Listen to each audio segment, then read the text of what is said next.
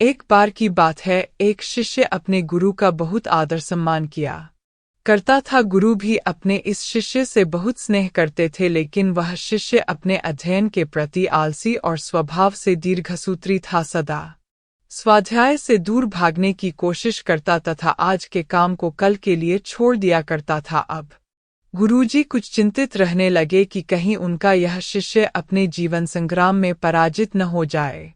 आलस्य में व्यक्ति को अकर्मण्य बनाने की पूरी सामर्थ्य होती है। ऐसा व्यक्ति बिना परिश्रम के ही फलोपभोग की कामना करता है। वह शीघ्र निर्णय नहीं ले सकता और यदि ले भी लेता है तो उसे कार्यान्वित नहीं कर पाता। यहाँ तक कि वह अपने पर्यावरण के प्रति भी सजग नहीं रहता है और न भाग्य द्वारा प्रदत्त सुअवसरों का लाभ उठाने की कला में ही प्रवीण हो पाता। उन्होंने मन ही मन अपने शिष्य के कल्याण के लिए एक योजना बनाई। एक दिन एक काले पत्थर का एक टुकड़ा उसके हाथ में देते हुए गुरुजी ने कहा, मैं तुम्हें यह जादुई पत्थर का टुकड़ा 2 दिन के लिए देकर कहीं दूसरे गांव जा रहा हूं। जिस भी लोहे की वस्तु को तुम इससे स्पर्श करोगे वह स्वर्ण में परिवर्तित हो जाएगी, पर याद रहे कि दूसरे दिन सूर्यास्त के पश्चात मैं इसे तुमसे वापस ले लूंगा। शिष्य इस सुअवसर को पाकर बहुत प्रसन्न हुआ, लेकिन आलसी होने के कारण उसने अपना पहला दिन यह कल्पना करते करते बिता दिया कि जब उसके पास बहुत सारा स्वर्ण होगा तब वह कितना प्रसन्न, सुखी, समृद्ध और संतुष्ट रहेगा। इतने नौकर चाकर होंगे कि उसे पानी पीने के लिए भी नहीं उठाना पड़ेगा। फिर दूसरे दिन जब वह प्रातःकाल जागा, उसे अच्छी तरह से स्मरण था कि आज स्वर्ण पाने का दूसरा और अंतिम दिन है। उसने मन में पक्का विचार किया कि आज वह गुरुजी द्वारा दिए गए काले पत्थर का लाभ जरूर उठाएगा। उसने निश्चय किया कि वो बाजार से लोहे के बड़े बड़े सामान खरीद कर लाएगा और उन्हें स्वर्ण में परिवर्तित कर देगा।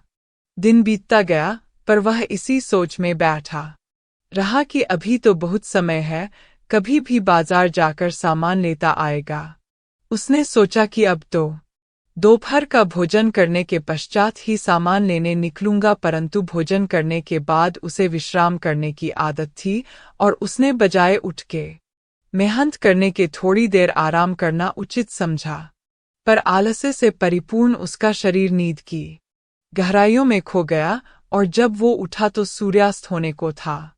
अब वह जल्दी जल्दी बाजार की तरफ भागने लगा, पर रास्ते में ही उसे गुरुजी मिल गए। उनको देखते ही वह उनके चरणों पर गिरकर उस जादुई पत्थर को एक दिन और अपने पास रखने के लिए याचना करने लगा, लेकिन गुरुजी नहीं माने और उस शिष्य का धनी होने का सपना चूर चूर हो गया। पर इस घटना की वजह से शिष्य को एक बहुत बड़ी सीख मिल गई।